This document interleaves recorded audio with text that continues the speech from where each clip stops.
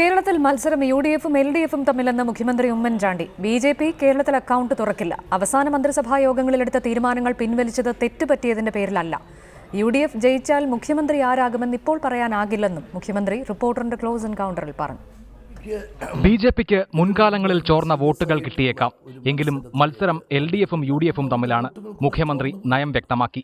ആ ചോർന്ന വോട്ടുകൾ അവർക്ക് സമാഹരിക്കാൻ സാധിക്കും എന്നുള്ളത് കവിഞ്ഞിട്ട് പിന്നെ മത്സരം യു ഡി എഫും മാർക്സിസ്റ്റ് പാർട്ടിയും തമ്മിൽ എൽ ഡി എഫും തമ്മിൽ തന്നെയാണ്. ബി ജെ പി ഇപ്രാവശ്യവും കേരളത്തിൽ അക്കൗണ്ട് തുറക്കില്ല, യാതൊരു സംശയവുമില്ല. ഉമ്മൻചാണ്ടി സർക്കാരിന്റെ തുടർഭരണമാണ് വരികയെന്ന് താൻ പറയില്ല.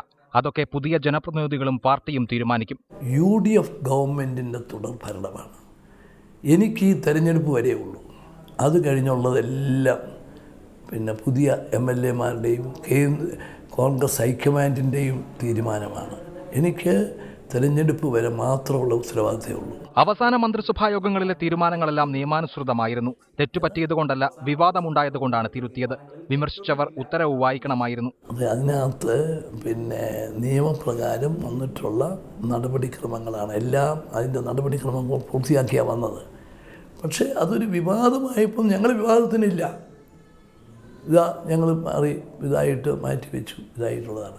പക്ഷേ ഈ വിമർശിക്കുന്നവർ എന്താണ് തീരുമാനമെന്ന് പോലും വായിച്ചു നോക്കിയിട്ടില്ല. സോളാറും ബാർക്കോഴയും ഒരു പ്രതിഫലനവും ഉണ്ടാക്കില്ലെന്ന് പറഞ്ഞ മുഖ്യമന്ത്രി ജിഷ കേസിനെ രാഷ്ട്രീയവൽക്കരിക്കാനില്ലെന്ന് വ്യക്തമാക്കി.